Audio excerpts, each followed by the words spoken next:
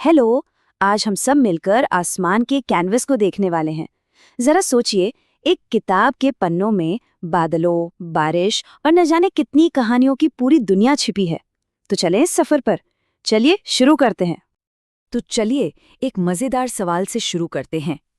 कभी आसमान की तरफ देखा है और सोचा है कि अरे, वो बादल तो बिल्कुल एक हाथी जैसा लग रहा है, या शायद एक खरगोश जैसा। हम सबने ये खेल तो खेला ही है ना? हाँ, कभी कभी तो ये बादल लगते हैं जैसे पेड़ों का कोई झुंड हो, और कभी कभी ऐसा लगता है मानो भेड़ों का रेवड़ आसमान में चल रहा हो। कमाल की बात यह है कि इनकी शक्लें हर पल बदलती रहती हैं और हमारी कल्पना को एक नई उड़ान देती हैं। और फिर देखते ही देखते वही बादल हाथियों का एक बड़ा सा जोड़ा बन जाते हैं। कितना जादुई लगता है ना ये सब। जानते हैं, इसी जादू को शब्दों में भी पिरोया गया है, एक बहुत ही प्यारी सी कविता में। तो चलिए सुनते हैं। तो अब सुनते हैं बादलों की ये कविता। तो कविता शुरू होती है एकदम गहरे पानी से भरे बादलों से, और एक सवाल भी है कि भाई ये आए कैसे, और जवाब भी कितना सुंदर है। हवा इन्हें सरसर की आवाज के साथ उड़ाकर लाती है, और फिर ये आसमान पर एक काले कंबल की तरह छा जाते हैं। है ना कमाल? और ये देखिए, वो शक्लें फिर से आ गईं। कभी पेड़, कभी भेड़, तो कभी लगता है जैसे घोड़े दौड़ रहे हों या हाथियों के जोड़े हों। यही तो है बादलों का असली कमाल। यही बात तो उन्हें इतना खास बनाती है।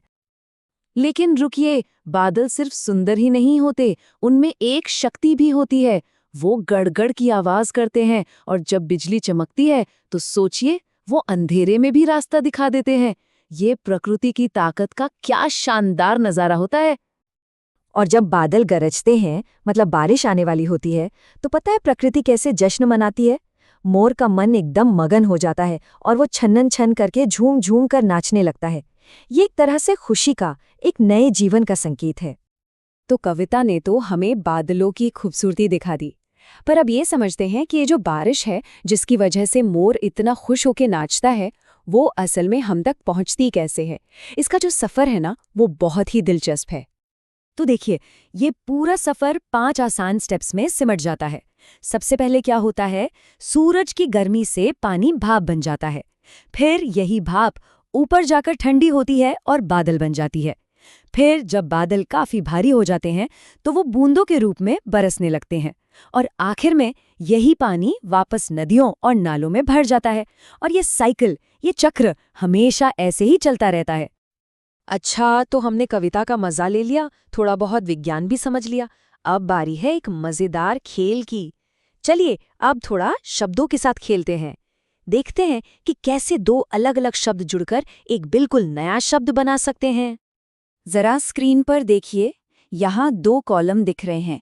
क्या कोई अंदाजा लगा सकता है कि कॉलम ए का कौन सा शब्द कॉलम बी के किस शब्द से जुड़ेगा, जिससे एक मीनिंगफुल, एक मतलब वाला नया शब्द बन जाए? सोचिए तो, मोर के साथ क्या जुड़ सकता है, या फिर रात के साथ?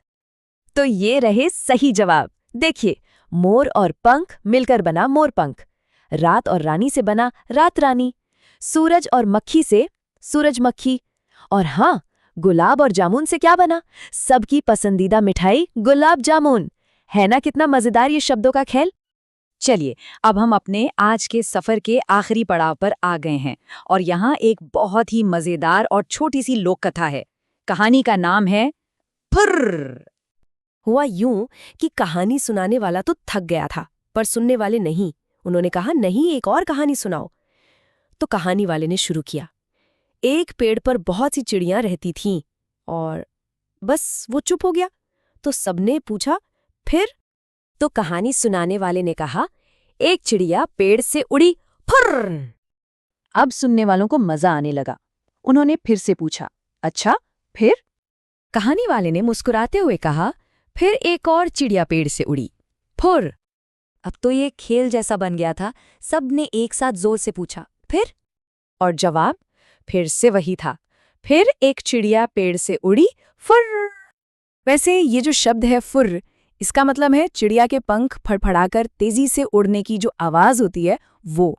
ये एक बहुत ही जीवंत, मतलब एकदम जिंदा दिल शब्द है, जो हमें उस उड़ान का एहसास कराता है। तो काफी देर तक ये फिर और फुर का सिलसिला चलता रहा। आखिरकार एक बच्चे ने तंग आकर पूछ ही लिया, अरे भाई, ये कब तक चलेगा? तो कहानी सुनाने वाले ने हंसकर जवाब दिया, जब तक उस पेड़ से सारी चिड़ियां उड़ नहीं जाती। ये कहानी हमें क्या सिखाती है? यही कि कभी-कभी सबसे सिंपल, सबसे सरल चीजों में ही सबसे ज्यादा मजा आता है। तो अगली बार जब बारिश हो और हम सब आसमान में बादलों को देखें, तो क्यों ना एक पल रुककर ये सोचें कि आज ये बादल कौन सी कहानी सुना रहे हैं।